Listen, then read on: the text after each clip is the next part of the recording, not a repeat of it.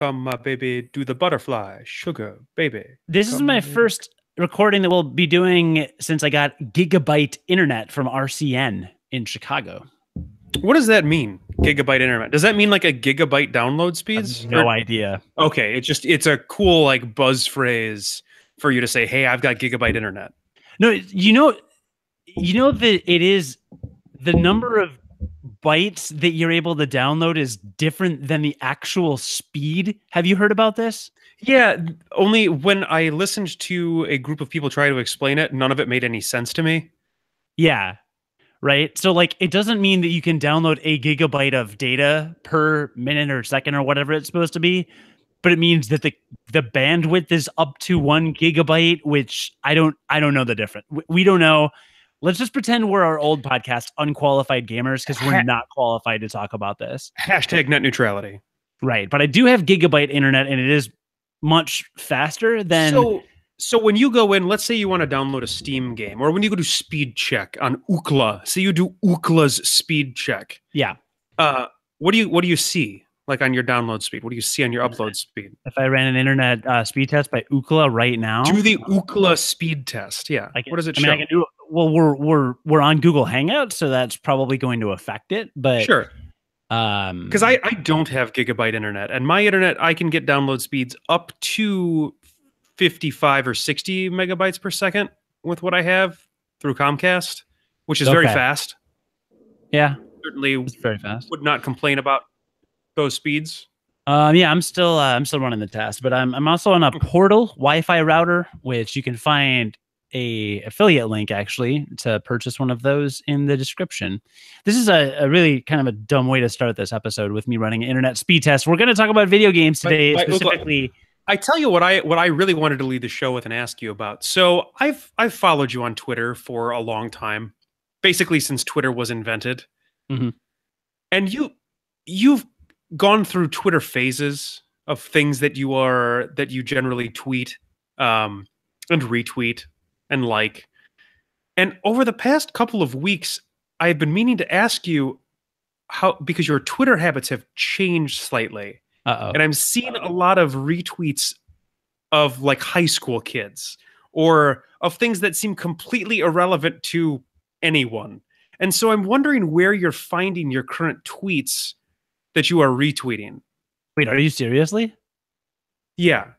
No, there's tweets that are retweeting on your account that are just like random people that I'm pretty sure you don't know them.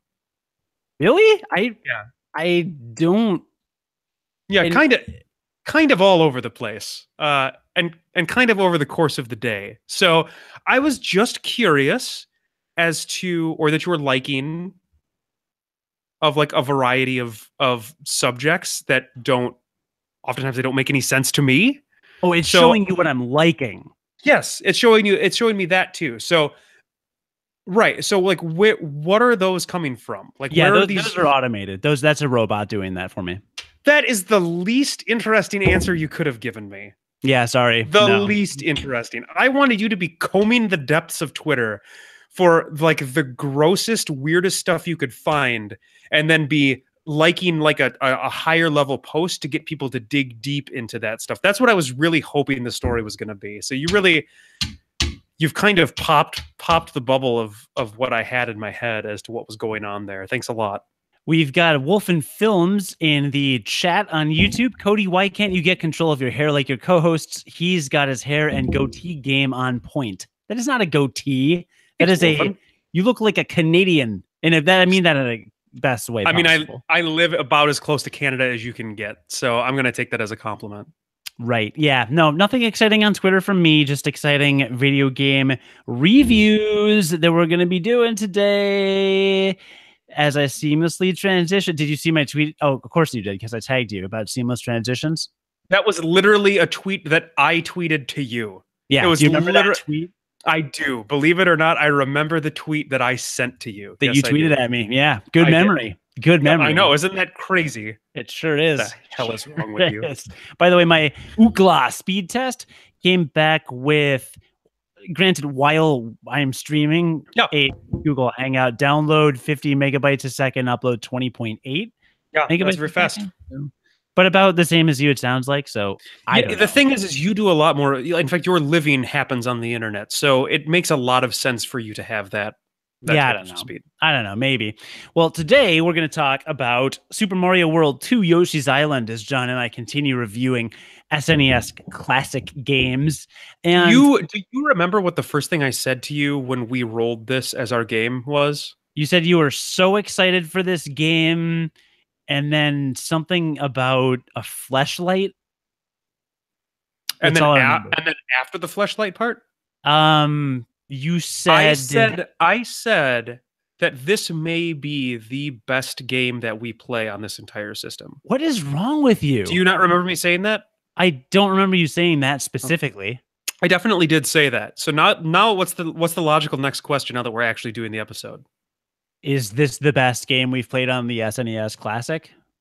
To date by far. And yes, I still think it's going to end up being the best game that we play on the SNES Classic. I think to date, yes, but I think when I look at this work as a whole and we are done with this project, I can see myself saying Yoshi's Island was the best game we played. I can also say that may not be the most fun that I have with this system, very interesting.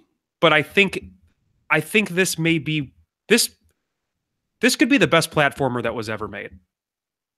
What? Yeah. Yeah, we'll get into it. All right. But this could be the best platformer that was ever made. Oh, well, this will be an interesting discussion. Wolf and Films in the chat says Yoshi's Island. I better hear good things. That game's perfect in every way. So you've got somebody on your side. Yeah.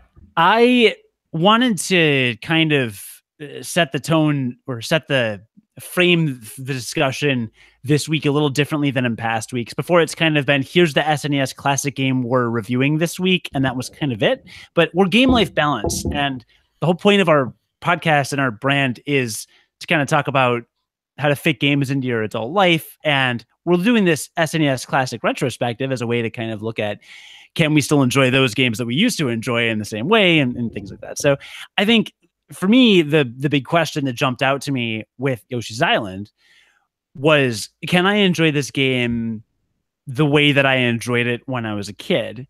And to me, the question that this game rose for me is, when does optional content determine how fun a game is? Because for me, the experience was very much not very fun. I felt like I just kind of had to play the game to review on this podcast. And I felt like if I had time to get a 100% of all of the items in every level and do 100% completion, thus unlocking the secret stages, thus unlocking all of the bonus content, then I would have loved this game.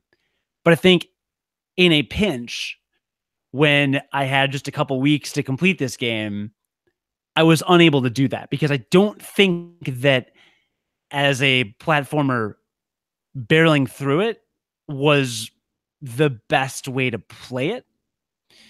And I feel like there are games where it's easy to 100% a game. It's easy to be a completionist. You just, in Mega Man 5, you just grab 8 little icons, one in each level. And the idea is easy. The execution of being a completionist, that can be difficult. But like the idea is I think generally easy.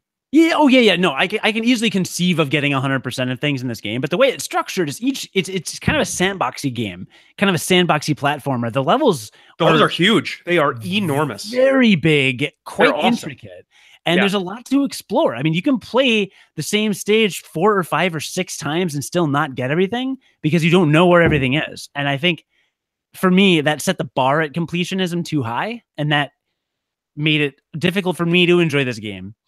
But that's kind of getting in the weeds. I'm going to let you kind of talk generally about the game and why you think it's perfect. When we first started the game, like I said, I was very excited to play it. I set some ground rules for myself because I don't remember actually if I owned this game, but I definitely played it a lot when I was a kid. I think it may have been one of those things where I rented it like a bunch of times from the same movie place. And so I know I had a save that I had played on for a very long time. So I had a lot of experience with this game. as a kid. And so I remembered the structure. I remembered how the optional content worked. And I remembered how, like, getting 100% on levels and everything like that worked. So when I sat down with it, when I first started playing it, I said to myself, okay, I remember there being quite a bit of challenge to this game. And so I think I'm going to set up some ground rules for myself, because as my style and habits of playing video games is very much a completionist attitude, I have a very tough time leaving things when I know that they are there, especially when I know they are there and it comes down to my own execution. So Same here. It's not even so much of like, I don't know that this thing is here and I need to explore for it. It's like, I see the sun that I can get, and I cannot make this jump work, or I can't make this egg shot work, etc. So anyway, I knew how all of that stuff worked, and I said, here's how I'm going to play this game. I'm going to sit down and I'm going to play each level until I complete the level.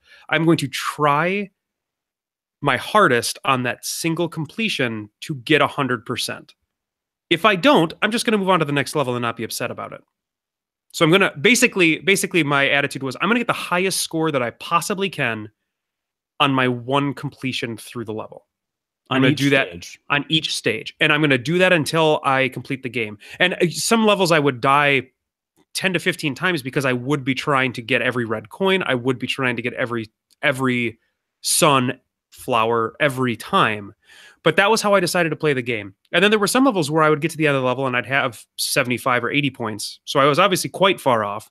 And I would just say, well, this is like, I want to continue playing this game. I'm still having fun playing this game. I'm just going to continue on like this. I didn't 100% any world at all. I 100%ed plenty of stages, probably about 20% of them total. But I did not 100% any world. So I did not see any of the optional stages. And I don't even remember the optional stages from when I was younger. So I don't know if they left an impression on me, but I'm pretty sure I had seen them before. So playing the game like that and kind of forcing myself not to go back and try to be a completionist made the game flow really well. It made the worlds feel very cohesive. You kind of understood, like me as the player, I understood that each world was kind of telling a story by itself.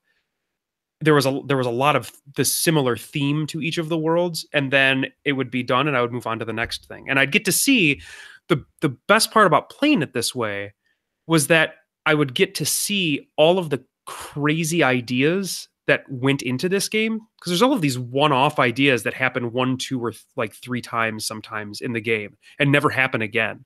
And it, like, seeing them through as kind of the designers meant for it to be, just kind of one after the other, made me appreciate the game and the design of the game all that much more. So you're wondering why I think this is the best platform ever made? No, I'm not, actually. I don't think I'm wondering that, and I don't think I would argue that. And so we've talked about our completionist tendencies. Let's sidebar for just a second and talk about why it's the best platformer perhaps ever made. Yeah. I mean, what isn't, like, I mean, the gameplay is tight. For me, it is it's a combination between all of the different ideas that are in the game that the designers maybe only put in a single time and then you don't see them again. Like the skiing level, you never ski again. But Yoshi is a skier in one of the levels, right? Yeah. And I know you didn't like that level, but like that's just such a random, weird idea. And it makes Yoshi move in a way that is completely different than any other game or any other level in the game. So it's a combination of that, plus the possibilities around the movement. There are so many things that you can do in this game that you don't have to do, that you don't have to have any command of to complete the game, but that make the movement and the preciseness of that movement and what you can do to get through the levels, it just explodes in terms of what you can do with Yoshi. So, for instance, did you know that if you jump on an enemy, you don't jump on a lot of enemies in this game because you're Yoshi, you eat everything, right?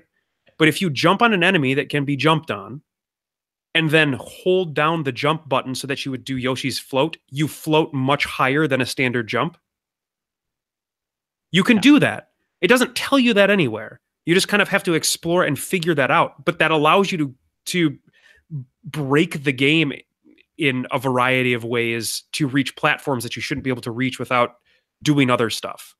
Yeah. There's stuff with egg firing where you're doing that in the middle of jumps to get like a row of coins or to get a sun that is so crazy. There's egg ricochet techniques that are out there that are nuts. I mean, there's so much that you can do that the game doesn't intend for you to do it that way. Most of the time it intends for you to get up somewhere and like have Yoshi, walk into whatever sun or flower that you're finding. But you can find crazy ways to jump and shoot eggs all over the place in this game to collect everything, which is crazy fun when you do it. And I think the best testament to all of that is you just need to look up a Yoshi's Island 100% speedrun, and you can see just what kind of movement is possible in this game and just what kind of crazy techniques there are that you have no idea exist within the game. But we should find one of those and maybe link it in the show notes or something, because it is incredible. And it actually is the thing that made me the most excited about playing this game again. Was a couple of years ago in either AGDQ or Summer Games Done Quick, there was a Yoshi's Island 100% speedrun, and it was one of my favorite speedruns ever. Wow. Because of the guy that ran it. I mean, it was just nuts. It was just nuts watching him play the game. I want to watch that. It's really cool. So it's those things together. I mean, there's an obvious attention to detail that the designers had when they made this game. There's a little history about this game that we don't really need to get into the minutia of, because that's kind of not what we're about. But this game had all of the biggest stars that Nintendo had at the time before they all broke off to do their own teams for their own games. So it had like the people that, the head designer that ended up going on to make like the Metroid Prime games, he was on this game. It had Miyamoto on there. It had now I'm blanking. It doesn't matter. It had, but if you look at it, it had like the all-stars of Nintendo. Yeah. And they were all on this game together, and all of their ideas were put into this game. And it's obvious when you see the variety of ideas that exist within the game. Yeah. That is why I think also it plays phenomenally well. And it plays in a way that is very different from any Mario game, because you're not Mario. But most platformers in general, Mario, Mega Man, Metro, I mean, any platformer you can think of, they are punishing in a way that if you miss a jump, you miss a jump. And the kicking dynamic of, in this game, if you miss a jump and you hit jump again or hold it or whatever, you kind of kick your little legs in the air and do a little spin kind of thing. It makes it so that the precision in that sense is punishing if you get it wrong. But the game punishes you in different ways. So if you miss, right. I mean, you only get 6 eggs to shoot at a time. You could only have 6 in your stock, basically, of ammo, right? So if you miss 6 times, then maybe you're not going to get a red coin, or you're not going to get a flower, which means you're not going to get 100% and things like that. So it shifts where the difficulty lies quite a bit, and just kind of reframes where the precision is necessary. So a couple of things about the mechanics about this game that if you've never played this game, you need to know about. You are Yoshi. You're carrying a baby Mario on your back. If you get hit by an enemy, Mario flies away in a bubble, and a timer starts counting down. And if the timer ever hits 0, it starts at 10 seconds. If the timer ever hits 0, baby Mario is carried away and you lose a life. It gives you those 10 seconds to go free baby Mario by either hitting him with your body, hitting him with your tongue. If you hit him with an egg, he drops down and gets really close to you. Basically, it makes it so that it gives you a period of time that you would otherwise die in another platformer. Yeah. And then that time limit, when you pick baby Mario back up, counts back up to 10. You can extend that time limit by gathering stars throughout the level. You can go up to 30. So it's also forgiving in that way, in that it allows you to be hit multiple times and not have a fail state in the game, provided you're fast and getting Mario back.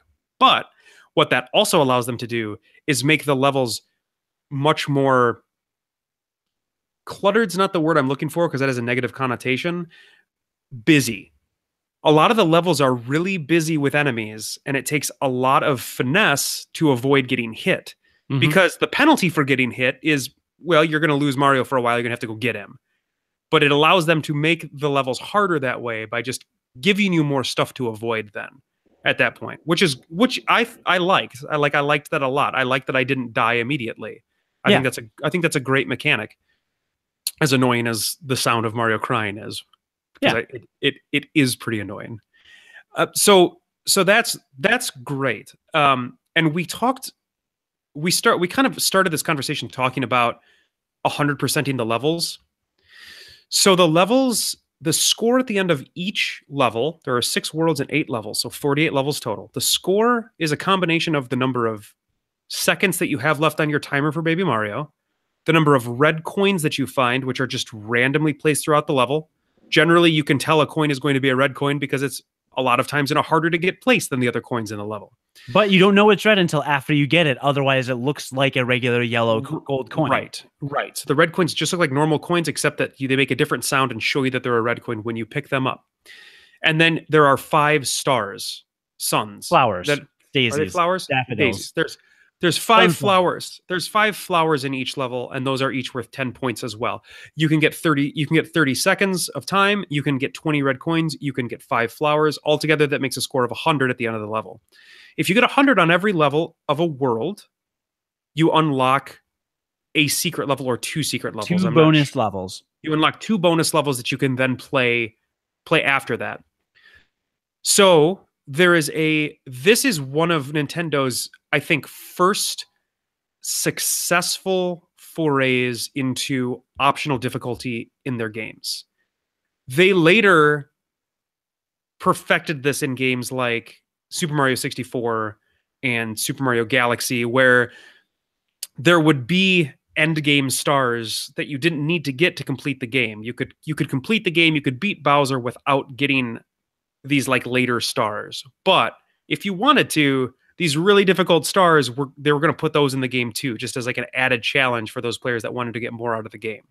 So that is exactly what these levels are in Yoshi's Island. There are levels that are quite challenging if you're not trying to get 100% on them in this game. But that 100% challenge and the way that they implement that in the game makes some of these levels really difficult and a real challenge to your ability to play this game. You really have to use all of the different mechanics of Yoshi, and you have to be very good at avoiding getting hit to get 100% on these levels. Yeah, and therein lies my problem with being able to enjoy this game. I agree with everything you said, and we didn't even talk about the art style, which is we'll talk about that. We should talk about that after. Crayon-like art style. Also, the soundtrack is phenomenal. Really catchy tunes that were even stuck in Casey's head that she was like, I've got that song stuck in my head now. But it's such a well-crafted game. And it is really, really well done and really well balanced. But I can't enjoy it as an adult with a limited amount of time. If this were my project game and I was going to sit down for the next couple months and chip away at the levels here and there, then awesome. And in fact, I may do that. Like if I'm picking up my SNES Classic and I know I've got 20 minutes to kill or something, I might bust out Yoshi's Island and try it 100% a level.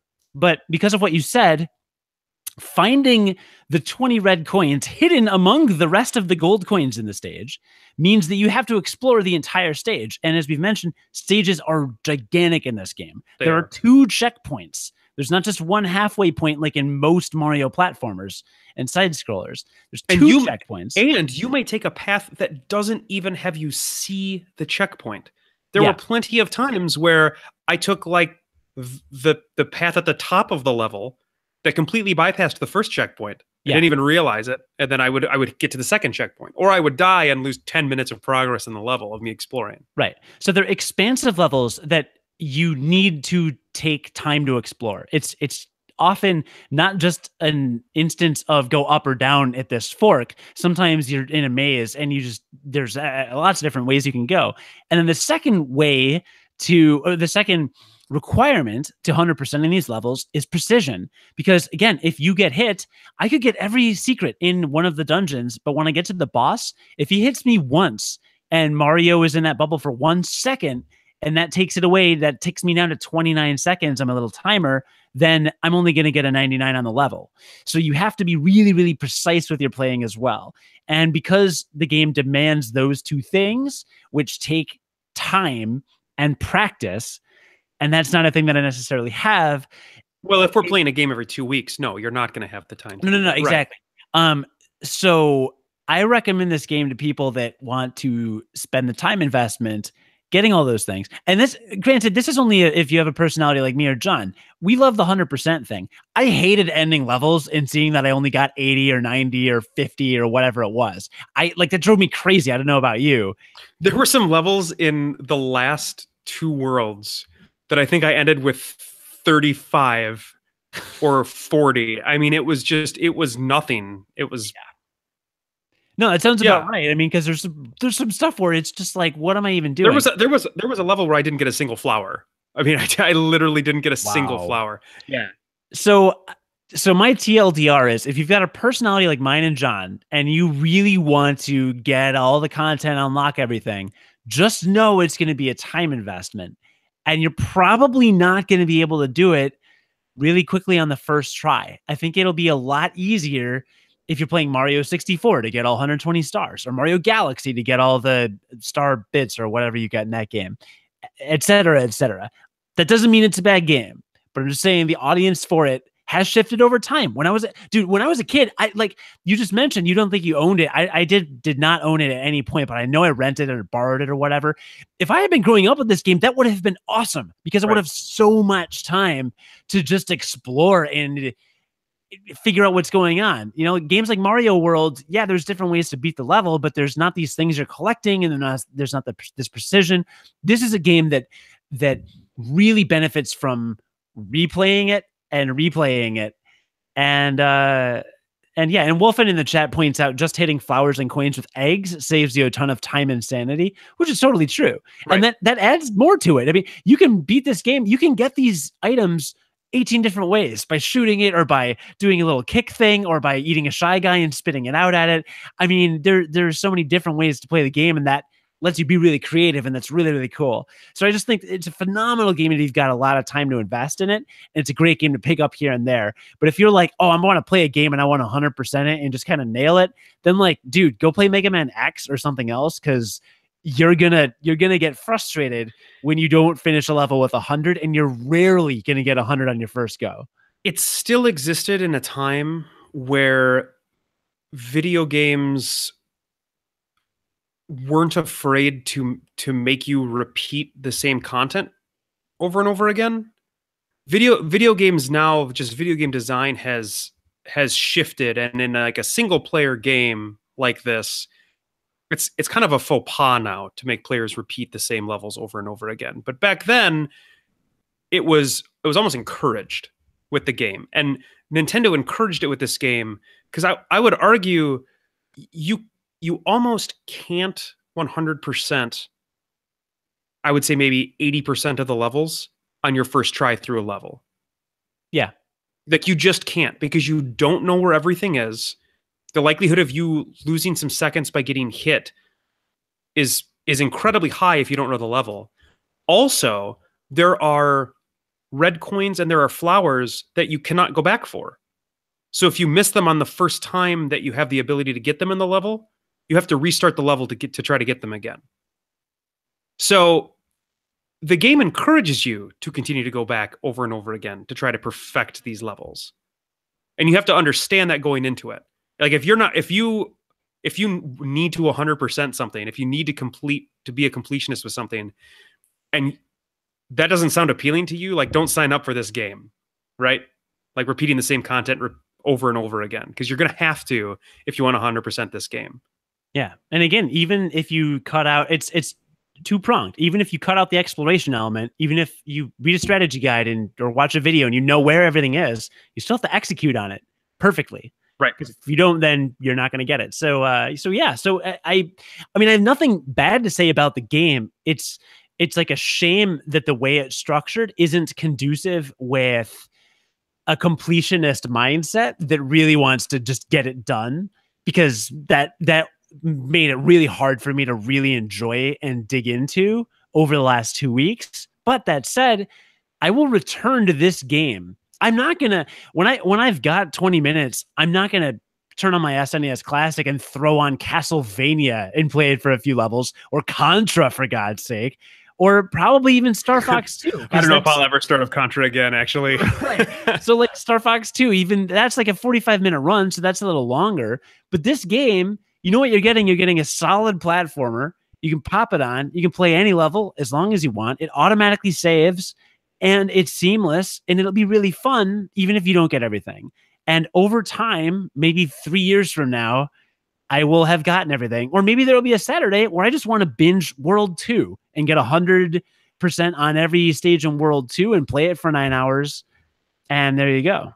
So it's very versatile. A couple of other things that we definitely need to hit on before we stop talking about this game. You mentioned the art style. I think we need to spend just a minute on it because it is incredibly unique at the time. So remember the way that games looked back in the Super Nintendo era. A lot of them were the best looking games generally had these big, beautiful sprites. That was kind of how they were the best. That's the best looking games generally, I think. And I think that's pretty agreed upon. Games like Secret of Mana just had great sprites, great sprite work.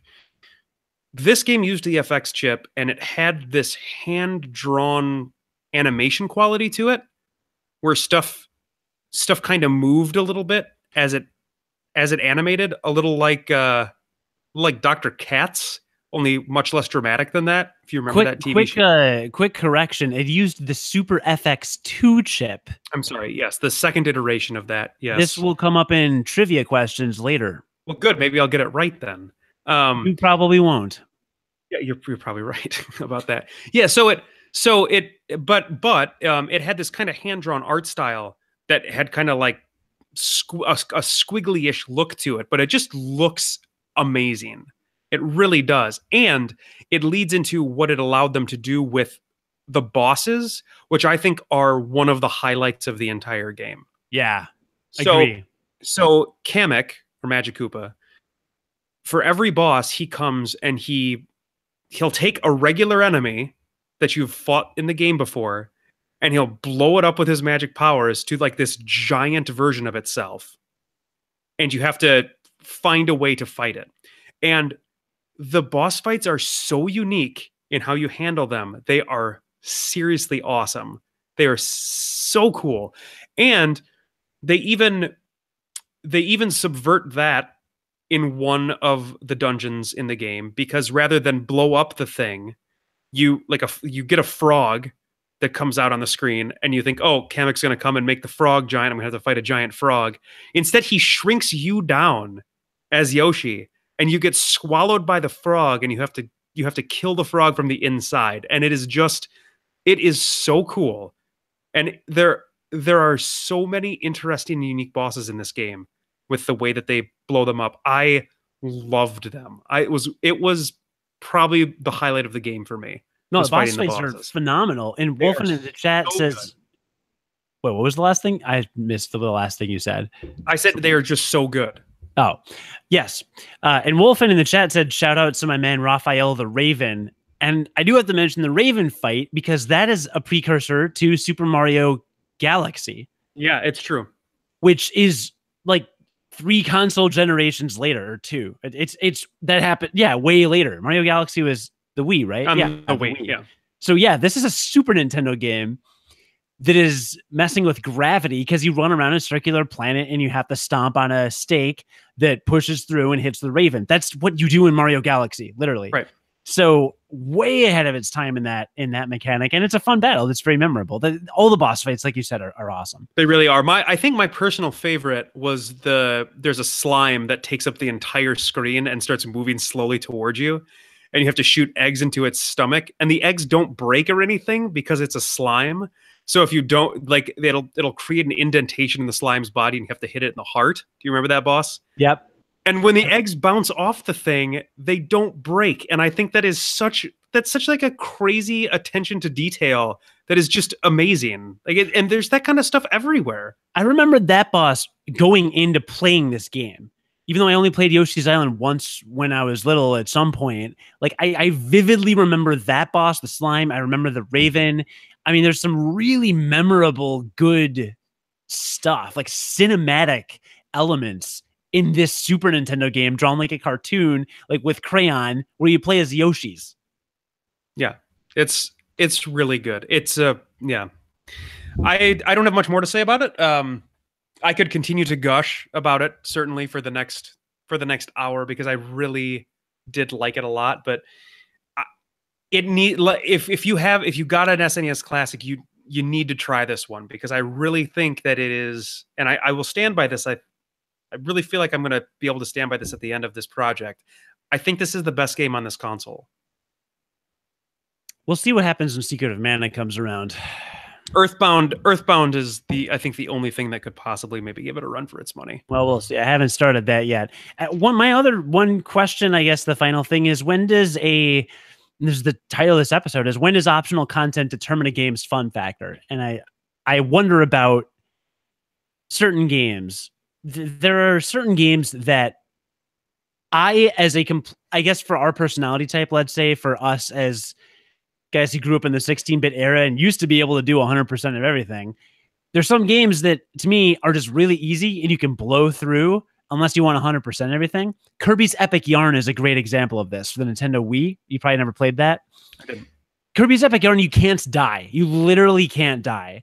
So in that sense, there's no difficulty, but 100%ing every level is very accessible and attainable. And you could 100% most levels on the first try, but once in a while you'd have to go back. And to me, that was great because to me, it was the fun factor came from being able to 100% it. So the optional content was at that correct level. What's frustrating to me is when the optional content just feels just out of reach and then I can't ignore it, but it's just like this game, the bar is set just a little bit too high for me to get. And then there's other games where the other extreme is like Batman Arkham Asylum, where there's 800 Riddler trophies or whatever. Like no one's going to get that. That's dumb. No one cares. All right. Again, the game is balanced. And the reward is not great for those. Right, exactly. Right. And the game is balanced with the right difficulty to where you're able to enjoy just the main game. And I do think Yoshi's Island does a good job with the overall difficulty because part of me thought, you know what, if I'm not getting 100%, I'm just going to be able to plow through these levels. But there are hard levels. Yeah, and you don't just plow through the levels at all. There are levels in Worlds 5 and 6 that are really tricky just to get to the end of the levels. Yeah. So this game, I think, does a good job of being just the right difficulty to be enjoyable on its own as a game that is challenging as a platformer, but also is above my level in terms of my threshold with how frustrated I get with the fact that I don't have the time or ability to 100% it, but really want to. So I think the answer to your question for me is it really depends on what kind of game player you are. Because when I personally made the decision on this one to say, hey, I'm not going to go back to any of these levels. I'm just going to kind of plow through them and try to get 100% as I go, but I'm not going to worry if I don't. I really enjoyed the game a lot that way.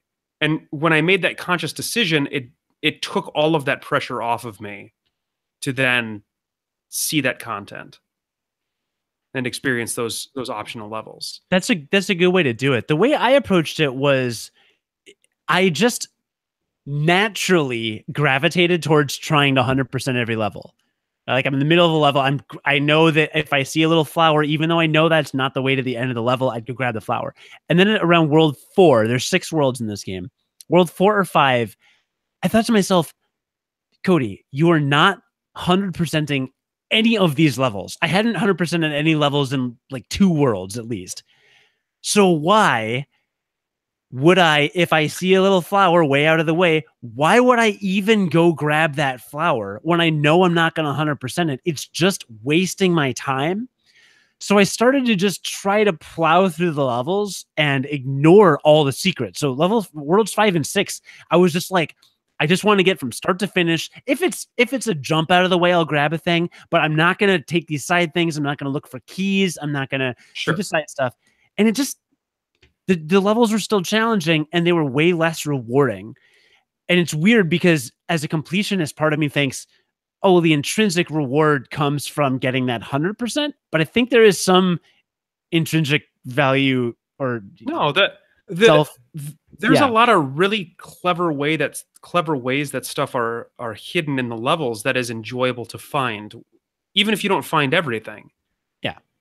Like it's still fun to like shoot it in one of the dungeons. You have to shoot an egg at these buckets that flip over and one of them reveals a flower or something like that. And it's fun for that kind of discovery is fun.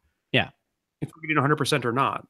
I think there's a lot of psychology that goes into how well you can enjoy this game is what I am saying. So try it a few different ways.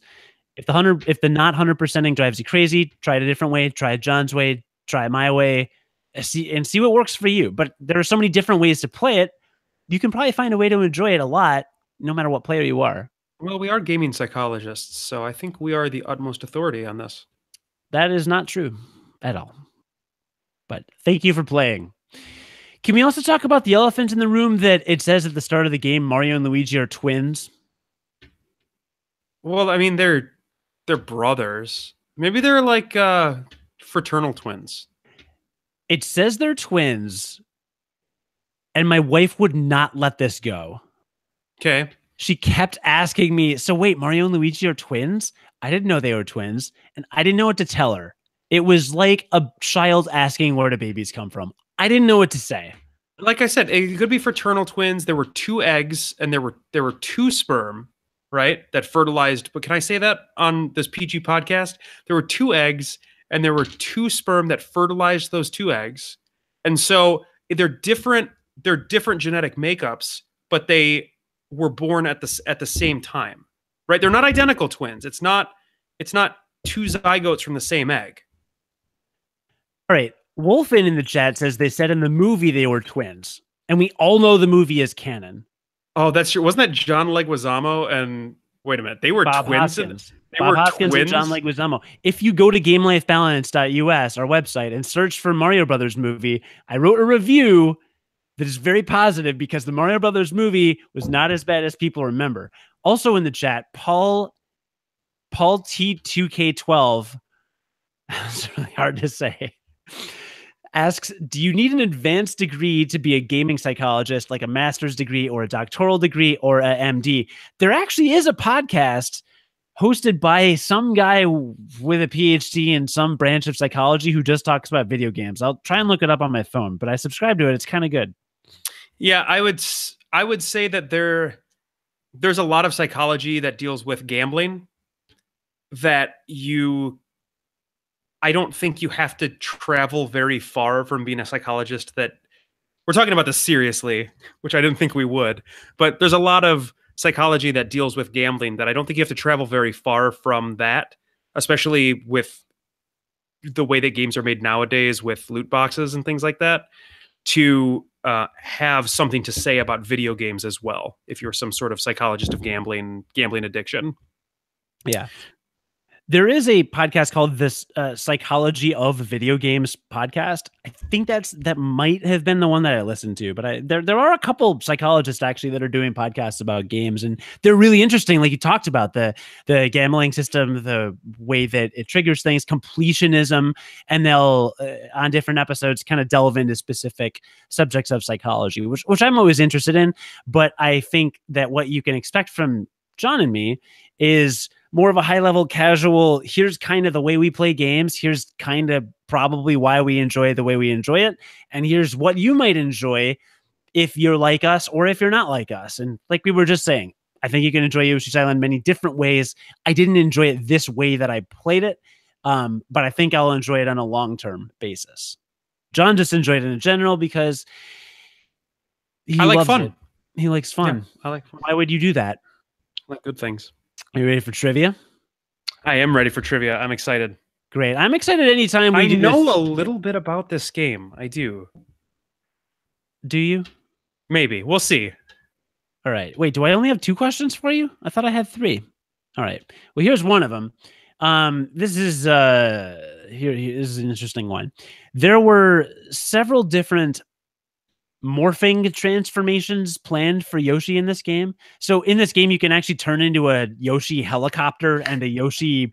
There's no reason for a mole. There's a helicopter. There's a mole. There's a skier. He turns into skis. The Baby Mario parts are fantastic, where Baby Mario gets a superstar and he runs along walls, and the levels are set up super cool to make that work. There's all these really, and they're random, and they're like just 10 in the game total, like over the course of all 48 levels. I mean, it's extremely innovative. There's lots of variety. It's great. Yeah. Anyway, there were at least 3 other planned Yoshi Morph Ball transformations for the game. I am not going to ask you specifically for all 3, but take 3 guesses, and I'll give you full credit for the question if you randomly guess at least one of them. So what 3 other Morph Ball transformations might have been planned? It feels like a cop-out to say Morph Ball, since you've used that word a couple times. No, I'm going to tell you right now that's not it. Okay, so I won't stick with that. Let's say, so we've already got, let's say a submarine. Okay, that's guess number 1. Just got to have something to travel through water. Wait, wasn't there? There was a water transformation in this, wasn't there?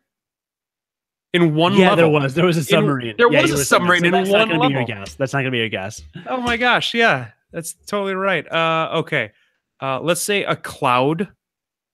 That's one guess. Let's say a bird. It doesn't make sense with a helicopter though, but I'm still gonna say bird. And a lizard. All right, those are your 3 guesses. Okay, the other 3 at least confirmed kind of for the game and the code and stuff. Actually, you're really close with the bird and the cloud. A plane, which was probably scrapped because of the helicopter. Yeah. A mushroom. Probably which, in homage to Mario, I would think. Mushroom would hop, yes, and a tree, which would have walked. Which is that's a boring transformation. I'm glad they didn't put it in. Yeah, correct. Okay. All right. Question number 2. Yoshi's Island, the cartoonish style, was actually because Shigeru Miyamoto, the creator, was rebelling against the design decisions made for another Super Nintendo game and wanted a more dynamic look and feel. What game was he rebelling against? Oh, I totally know the answer to this, and I don't know it off the top of my head. And I'm gonna kick myself. Because everything was getting gritty and darker, and he wanted something like bright and overly cheerful. Oh, what was it?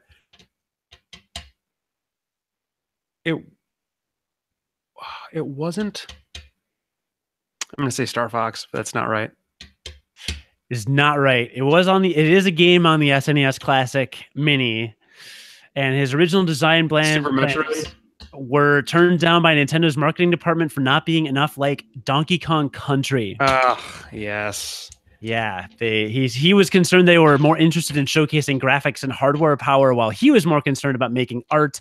And rather than listen to their feedback, Miyamoto doubled down on a cartoon style, and then we ended up what we got, which was shockingly enough, he did his own thing, and it was amazing.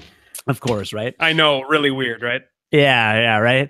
And finally, the last trivia question: Yoshi's Island is only one of 3 Super Nintendo games to use the Super FX2 chip. Can you name either of the other 2 video games to use the Super FX2 chip? And I'll give you a hint: neither are, to my knowledge, Nintendo properties, or at least they're not major Nintendo properties. Grand Prix FX. Okay. One other game had a weird 3D art style. Or an advanced 3D art style you might not expect to find on the Super Nintendo. Ooh, and in the chat, Paul2K12 is asking Mortal Kombat. No, that is not the answer. Let's say Donkey Kong Country 3. No, good guess, though. One is Doom. Oh, yeah, right. That makes sense. God, can you believe they got Doom to run on a Super Nintendo? Yeah, no. And the other Super FX2 chip is called Winter Gold, Don't know. which I don't know what that is. But I'm I sure it's found wonderful. I'm sure it's simply great.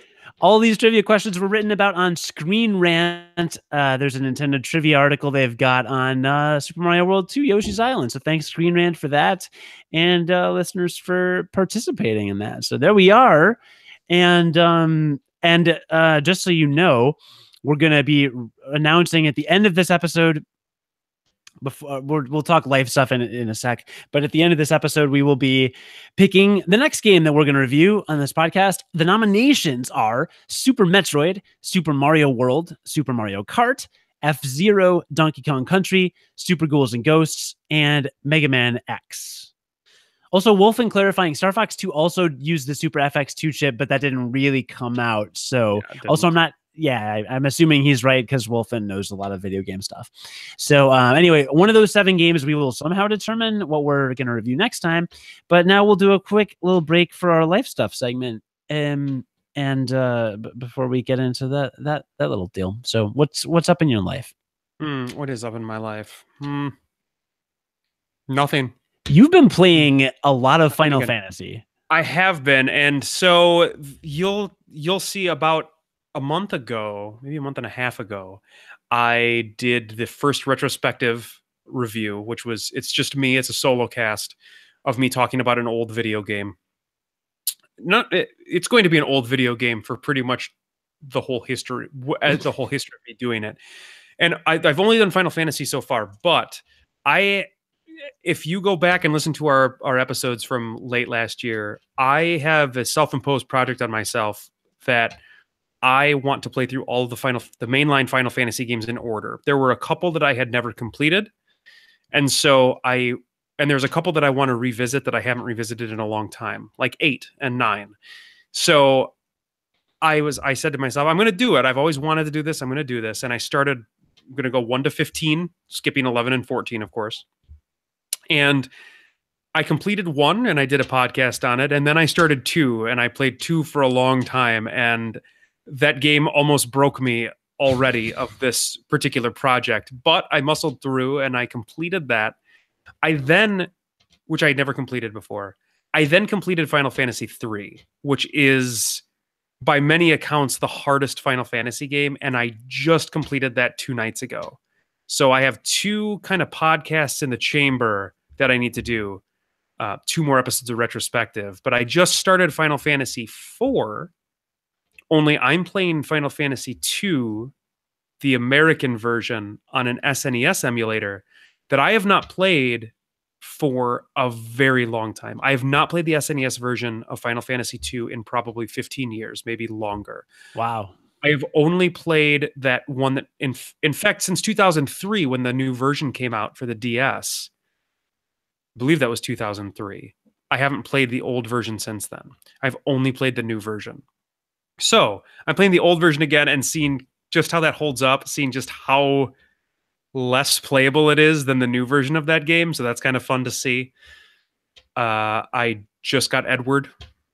That's as far in as I am. But that game moves. That game moves fast. It really does. It really does. So I don't anticipate that's going to take me that long. Plus, I know that game backwards and forwards. So I'm not worried about that game taking very long. But it is a super fun project. I'm really glad that I'm doing it. The only thing that I'm probably going to do is I'm going to skip 6 because that's a game that you and I are going to play together for this project. Mm-hmm. So I'm going to kind of skip that because I know that I'm going to be playing through that again coming up here. Yeah, for sure. That makes sense. And we can maybe work out the timing so that once you finish 5, we can just maybe do 6, depending on how long it takes me to do Earthbound. Yeah. But yeah, that's been basically it. Like just like I said last time, the winters in Minnesota kind of make you hibernate. I don't really want to do anything else. So there's been that. There's been a lot of like watching TV. There's been a lot of shows that Casey and I've been watching. We finished the latest season of Black Mirror. Thought it was excellent. Yep. Thought it was excellent. I thought it was even better than last season. So yeah, it's been good. Good. I've completed the story mode in Dissidia. Dissidia NT for the PlayStation 4. It's a fighting game with all Final Fantasy characters. We haven't talked about that since that came out, have we? No, I mentioned it a little, some first impressions. It's completely different than the Dissidia games on the PlayStation Portable, which I put more than 200 hours into because I loved them. It's rather than one-on-one Final Fantasy battle action, it's 3-on-3, and it's a heavy emphasis on multiplayer. In fact, I'm almost exclusively, like, if you don't have a PS Plus subscription, don't buy Dissidia. I can almost completely recommend because there's no reason to play it. Yeah, there's not a lot of story content. The interactions are so milquetoast. They're just so blasé, except for one scene in which Shantoto from Final Fantasy XI, who apparently is a powerful sorceress, but I never played 11, so I don't know. Shantoto gets in an argument with Ultimisia from Final Fantasy VIII, and they're both powerful sorceresses, and they kind of roast each other, and it's really funny and well written. And it's the only real strong flash of personality. But overall, not great. Yeah, no, it's a great scene. So if you go on YouTube and look up Shantoto Ultimisia, and it'll be really funny. But other than that, it's kind of like, I don't know. Do I need to see Zidane making small talk with Terra and questionably flirting with her? That doesn't turn me on. I don't know. It doesn't do it for me.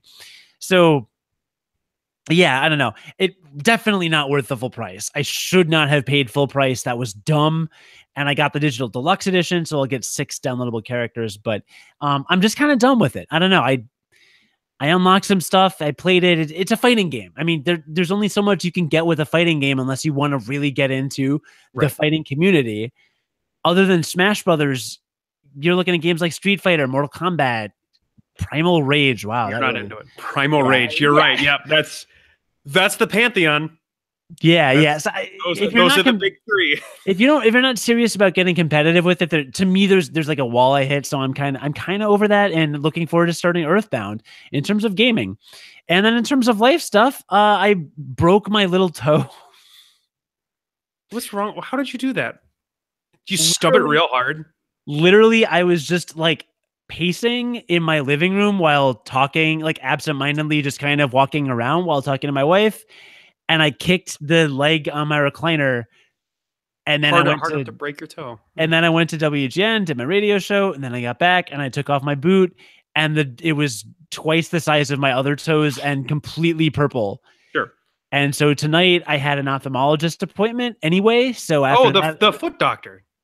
Yeah, that's how that works. So after I had my little eye appointment, I walked over with dilated pupils to the urgent care clinic on the hospital's campus, and was just like, hey, I'm not on drugs. My eyes are dilated because they put drops in them.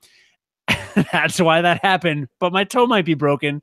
And here we go. What did I say? I texted you guys this earlier. You said the distal phalange. The distal phalanx. My whole troop of the toe is fractured. So I get to buddy tape that. So your defenses are obviously lowered. My defense, yeah, I'm debilitated. So there's that. I will be elevating it and icing it tomorrow. It's not in a lot of pain, but I can't walk much. But who needs the little toe? Nobody needs the little toe. Yeah. They could take that thing and you wouldn't even notice.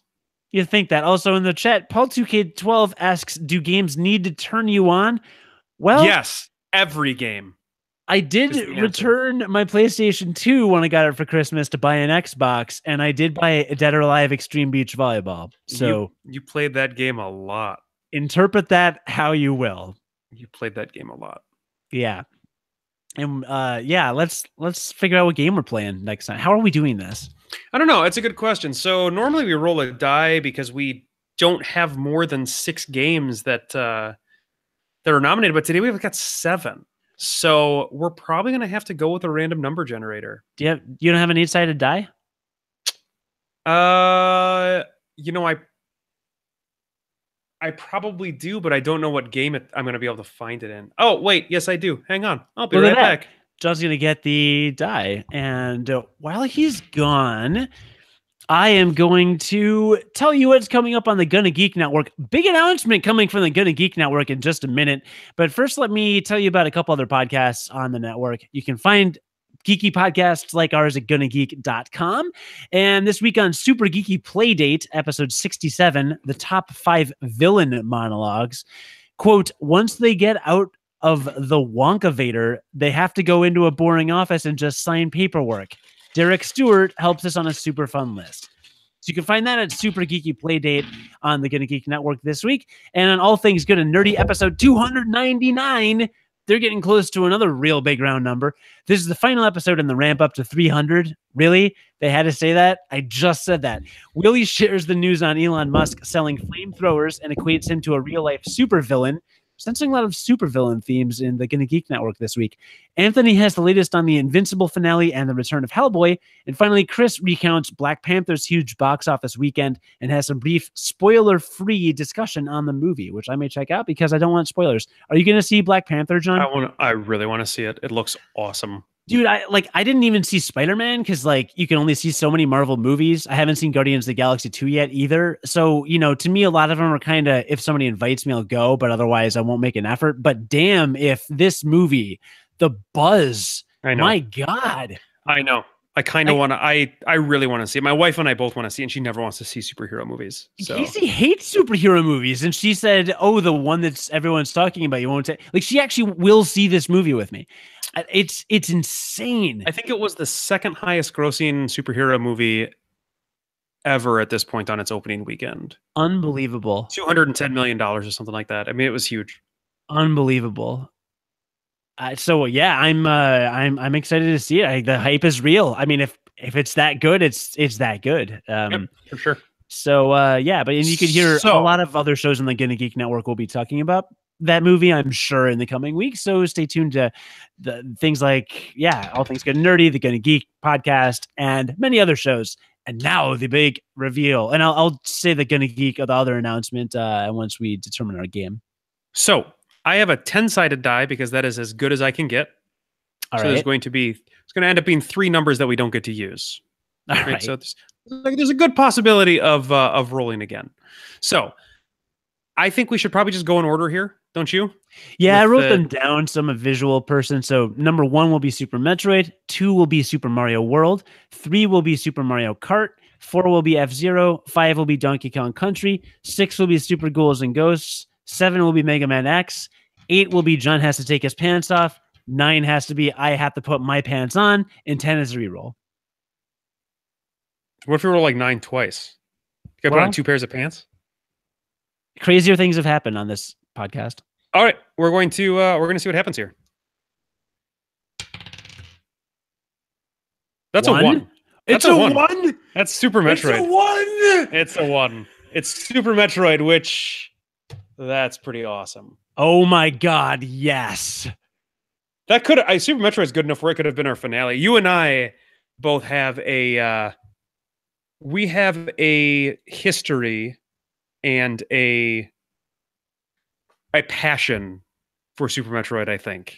Did you own the game? Oh yeah. I think your copy is the one that I beat all the time because I never owned it. Really? Yeah. It must have been then. I'm sure I borrowed it from everybody because I definitely have beaten it tons of times. Super Metroid is, I'm pretty excited. I'm pretty excited. This is going to be a good time. So excited. So that will be our episode a couple weeks from now. It'll be the first episode we release in March. Holy crap. I get to wake up tomorrow and start Super Metroid now. That is freaking awesome. I am so excited. That is awesome. And you can continue to follow us on Twitch at twitch.com/GameLifeBalance, where I stream the first hour of each play session and try to explain these games of my childhood to my wife, Casey, who had some really funny things to say about Yoshi's Island. We forget it. One of the first levels, they do the drug thing. They do. That's touch fuzzy get dizzy. She loved that. It is one of the most iconic levels in the entire game. If you ask, I think if you ask most people that have played that game before, like what level do you remember, they're going to tell you touch fuzzy get dizzy. Yeah. And that's exactly what it sounds like. There's these fuzzy things, and if you touch it, it's like an LSD trip. It's such an LSD trip, and it's so fun. Also difficult, but fun. So yeah. So we'll see what she has to say about Super Metroid. Oh God, there's everything about that game. I'm relieved. Yeah, there's some. You just didn't want Super Ghouls and Ghosts. I didn't want Super Ghouls and Ghosts. That when we finally do that one, I don't want that to be the last game that we do. That would be a real bummer to try to go out on that. But I'm still like not ready for it, especially after Contra. Contra was only 2 games ago, so yeah, same. Oh well, we didn't say we would enjoy doing this, but again, we're going to try to like pull a theme or a kind of overarching thing about each game, and maybe have a little deeper discussion, even if it's not game specific, on just like, you know, why do we enjoy the games we play? Why are we doing this? Like, why do we do what we do? Because there are days when I wake up and I'm like, I could sell every video game system I have and never play a video game again and live a different life. And why haven't I? I don't know if you ever feel that way. No. Well, because all of my games are digital now, so I can't sell them. No, there you go. Yeah, that's a good reason. One quick thing announcement. Congratulations to Game Life Balance Australia for joining the Gonna Geek Network. That's pretty cool. That is very cool. That's finally pretty cool. They are legally bound to do everything that we tell them to do. Did they know that when they signed up? You know, I don't know. I don't know that they did. They are no longer allowed to podcast wearing pants. AC usually didn't anyway, but now they are definitely not allowed to podcast wearing pants.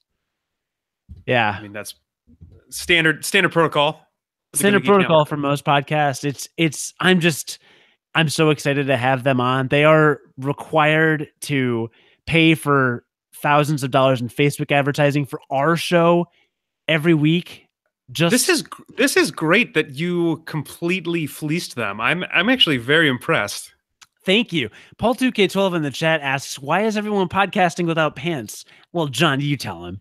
The real question is, why are you podcasting with pants on? That's the real question. Is that not like the first thing that happens when you come home? You like take off your clothes? I'm not even kidding. The first thing that happens when I get home from work is I take off my clothes. I put more clothes on. But it is initially the first thing that happens. When I worked at a job where I wore business casual, that was the case. Yeah, for sure. But I mean, not so much anymore because I work at a startup where you go great. I wear t-shirts to work. Okay, but are they graphic tees? Do they have fun stuff on them? I wear graphic tees sometimes, not too graphic.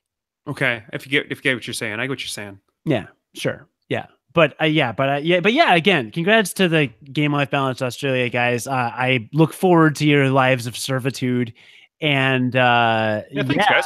Maybe we'll do some crossovers at some point if I am ever allowed to have an international call after the incident. It's probably the time for me to say thank you for listening to the Game Life Balance US podcast, the American edition of the Game Life Balance podcast. Not to be confused with the Australian edition of the Game Life Balance. Which is now part of the Gonna Geek Network. Yes. Please like, share, and subscribe if you enjoyed this episode, and leave us a review if you really want to make our day. You can find us on the Gonna Geek Network at gonnageek.com or on wgenradio.com. Learn more about Game Life Balance, including contact information and links to our sister show in Australia at gamelifebalance.us. Yeah. And soon Game Life Balance Australia will just be a mirror to our website because the US... Oh, we can reroute that. No, that's true. Yeah. Oh. You guys should all go play Yoshi's Island. All of you. all one of you, 2 of you listening to the show, you should go play Yoshi's Island because it's a very, very... That is a good video game. It's a good video game. Yeah. Did you use the rewind feature on it at all? Not a single time. Yeah. Well, maybe I'll use that to get 100% on certain levels. Maybe I'm kind of incredible is all I'm trying to say. Well, I'm on a Super Metroid save before every boss. I couldn't wait to review the game. Hype.